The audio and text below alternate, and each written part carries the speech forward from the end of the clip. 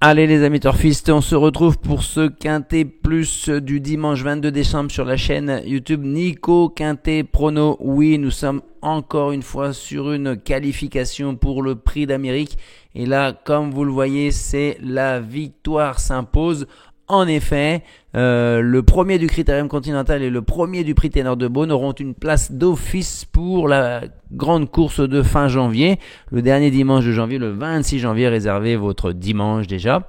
Donc on va avoir une course inqualifiable, introuvable, je dirais. Pourquoi on s'embête à faire tout ça? Parce qu'on aime ça, parce que c'est la passion, c'est ce que vous retrouvez sur ma chaîne. Qu'est-ce que vous retrouvez d'autre? Pour la partie top abonnés, vous voyez en dessous de la description de la vidéo, vous avez un lien pour devenir top abonné. Qu'est-ce que je proposais ce matin même à mes membres? 1, 2, 3, 4, 5 chevaux, en plus de la course du quintet, plus un couplet également. Et on va voir ce que ça a donné.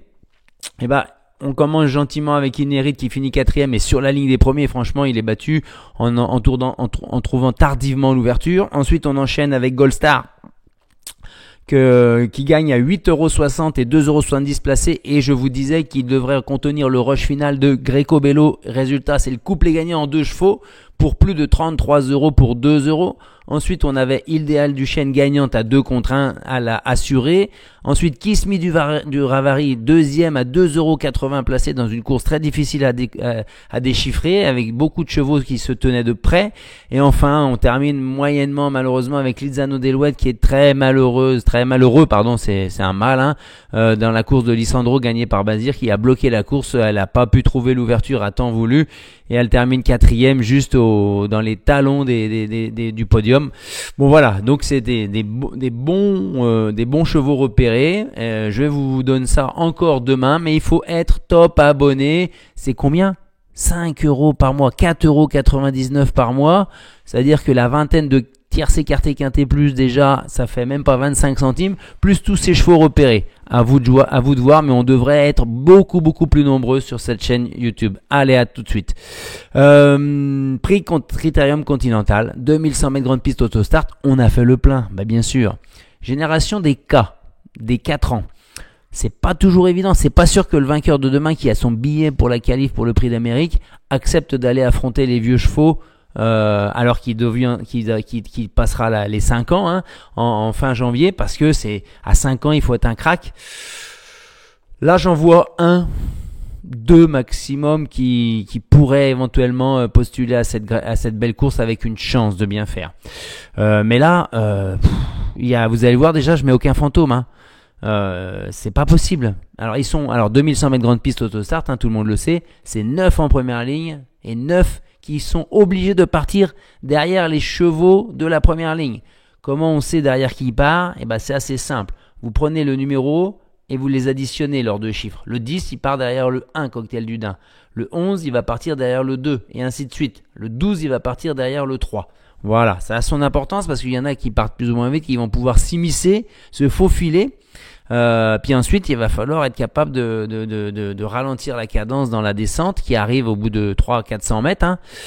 Parce que là, c'est le moment où on se crame un peu, puisque après on a la plaine. Et ensuite, on enchaîne avec la terrible montée de Vincennes.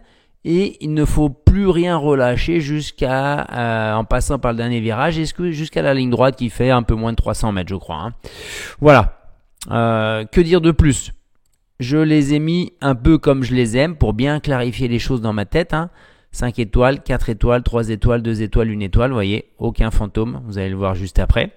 Ensuite, le cheval à qui je vois le moins de chance, et encore, c'est le 12 Katinka du Mouchel, parce que la femelle du Val d'Estaing, elle n'a pas montré grand chose ces temps-ci. Je suis pas sûr qu'elle soit au top de sa forme.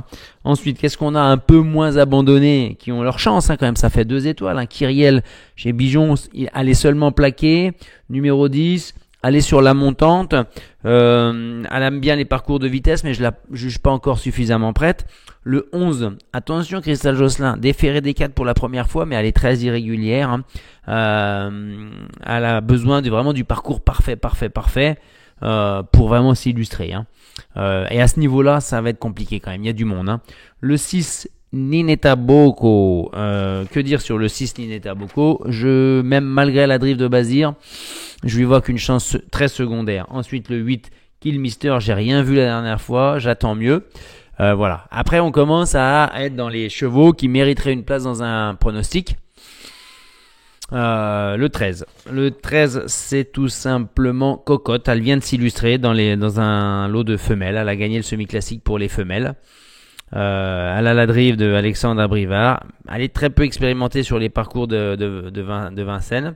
Pourquoi Alexandre Abrivard se met à son sulky? Parce que Mathieu Mottier, il a 2 chevaux, je crois, pour son entraînement. Il a le 13 Cocotte et il a le 3 Keep Going. Donc il va aller naturellement vers Keep Going. Maintenant, Cocotte, avec un parcours limpide, pas de problème. Hein, pas de problème. Si vous me dites, Nico, moi je la mets, allez-y. Le 15 Carlito, sur sa ligne de Laval, c'est une ligne gagnante. Hein. Karma Power, qui a reconfirmé certes à un plus petit niveau. Canto Avis, qui a battu dans le Octave Douanel Kinan de Joude. Donc cette ligne-là, elle est bonne. Il a eu un contretemps. Il a l'air encore mieux qu'avant la course qu'il devait courir, selon Monclin. Il va faire sa course, il apprécie les parcours de vitesse. Certes, il est complètement abandonné dans la presse, donc ça serait une surprise de le voir le faire à l'arrivée. Bon voilà, moi j'ai pas retenu, mais à regret un peu. Hein. Ensuite, là, ce Cocktail du Dain, alors là, vous allez me dire, mais Nico, mais t'es fou. Hein. Cocktail du Dain, Philippe Allaire, David Thomas, Déferré des 4, numéro 1 à l'autostart. Moi, c'est pas qu'il me déçoit, mais je pense que c'est peut-être un métronome, faut le dire. Hein. C'est le numéro 1 de la génération. On n'a pas quasiment 1 million de gains comme ça par hasard. Hein. Il a été certainement préparé pour cette course-là. Maintenant, je pense qu'il pourrait être pris de vitesse, se retrouverait ligoté. C'est un cheval de train, c'est un rouleau compresseur. C'est pas un cheval qui va faire la différence sur une pointe. Donc j'ai du mal à... Par contre, si c'est vrai que je le retrouve en tête au bout de 300-400 mètres, là je vais faire grise mine. Hein. Mais par contre, je pense qu'il y a des avions à son extérieur. Il risque de se faire enfermer, je pense. Hein. Et ensuite, je pense qu'il a certainement plus gagné d'argent qu'il n'en gagnera encore. Maintenant, s'il va jusqu'à 2 millions, il aura doublé sa cagnotte. Hein. Mais bon, moi, je vais prendre le risque de m'en passer, comme je l'avais fait quasiment dans la dernière course où je l'avais mis 5e en bout de combinaison. Enfin, le 7, Eddie Giro Falco Gio, c'est l'Italien qui a la moins de chance, même s'il vient de finir très très près de Executive EK, je crois. Voilà. Ensuite, on a toute une flopée de chevaux qui ont une première chance quasiment, avec plus ou moins de bonheur au tirage au sort. Et au-dessus de ça, je pense que je mets Keep Going. Keep Going, le cheval à Mathieu Mathieu. On connaît sa réussite depuis le début du meeting. Il fait une année exceptionnelle. On peut même dire une année maintenant hein, pour Mathieu Mottier. Il est vraiment une main exceptionnelle à la drive. Hein. À la drive, au montée, c'est exceptionnel. Il est très précis. Il ne fait pas 1 mètre de trop. Au sulky, c'est un peu plus dur parce que les sulky prennent plus de place sur la piste, mais vraiment, il est très très bon en ce moment. Sa victoire dans le Critérium des 4 ans en mois de septembre lui ouvre des perspectives hautes et ambitieuses. Moi, je ne l'ai pas joué sur ces 2 dernières courses parce que je sais qu'il a en tête la qualif pour le Prix d'Âme.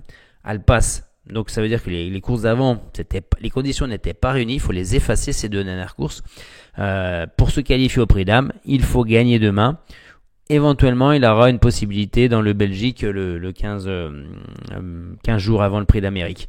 Mais pour moi, c'est une base. Hein, keep going hein, demain. Et ensuite, on va le voir dans 14, 16, 17, 18 et 4, 5, 9. On va voir comment j'ai ordonné tout ça dans mon pronostic. Hein. Le fantôme aucun, je vous l'ai dit. Le béton, moi, c'est keep going. Je viens de vous en parler. On n'en reparle pas. Le copain pour finir dans les 5, je vais pas lâcher Kinan de Joude. Hein. Je vous l'avais mis quasiment gagnant la dernière fois. Il fallait quoi 20, 30 mètres de plus après le poteau pour qu'il s'impose. Hein, parce que il n'a pas eu le jour suffisamment tôt derrière Canto Avis pour pouvoir le remonter. C'est un cheval, il fait toutes ses courses. Kinan de Joude. Là, par contre, Monclin, il est clair que c'est lui qui est au sulky. Il va pas faire n'importe quoi avec son cheval de classe là. Hein. Il va pas le griller. Hein. Il va pas venir en 4e épaisseur n'importe comment. Hein. Déjà, je pense qu'il va reprendre au départ. Et il va espérer un wagon qui vienne en 3e épaisseur se faire ramener parce qu'il est capable de finir vite. Hein. Donc je pense qu'il ne sortira pas du quintet, sauf un parcours exécrable. Hein. Mais là, il y en a beaucoup qui vont être malheureux demain, hein, c'est sûr, hein, avec le parcours, les probabilités, les possibilités qu'on a. Le coquin du quintet à Bellecarde, j'ai choisi Xar en seconde ligne. Hein. J'ai joué pas mal de chevaux de seconde ligne là. Hein. Xar, drive de Mathieu Abrivard. Il a besoin de rassurer. Certes, parce que ses dernières courses 8e distancées sont pas tip top. Maintenant, l'avantage de demain, c'est que quand il est déféré des 4, comme c'est le cas demain, il ne se loue pas. Il est déféré des 4 que pour les groupes 1. C'est Emmanuel Varin, lui, il se trompe pas, c'est groupe 1. Donc à chaque fois qu'il a été D4 en groupe 1, il a fini 2e et 3e. Je pense qu'il doit finir dans les 4. Il adore les parcours de vitesse où c'est 14 sur 17 dans les 5. Et quand c'est sur la grande piste, c'est 9 sur 11. Donc on le garde absolument. Il l'annonce à 20 contre 1 environ. Voilà. Ensuite, la déception, je vous le mets carrément. Cocktail du Dain. Bon, j'ai pris un risque. Comme aujourd'hui, j'avais mis Javad Anama, le vainqueur. Mais c'était une rentrée. Et puis finalement, balader dans ce lot-là.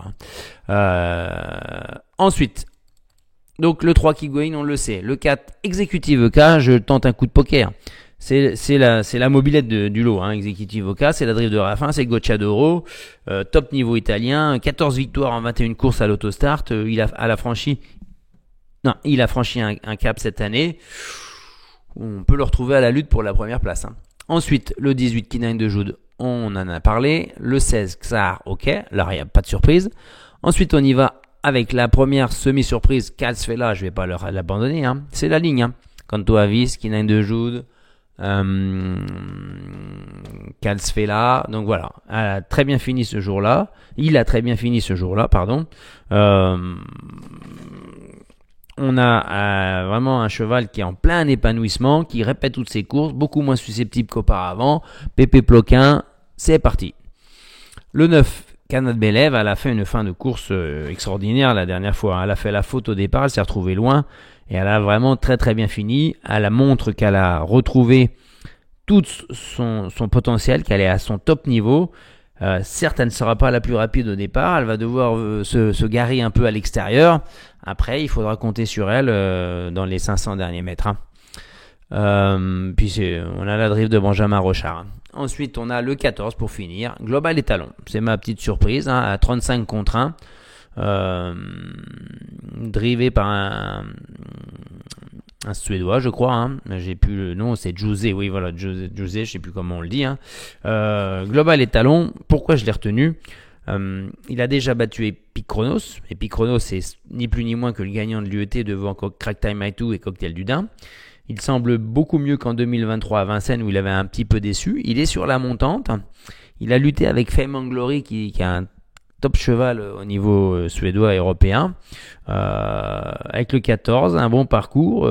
Sait-on jamais ? Ça veut dire que j'ai mis quelqu'un ou pas en regret ? Oui, j'ai mis le 5, Macron. Parce que Macron, c'est une 17 sur les 2100 mètres en Suède cet été. Hein.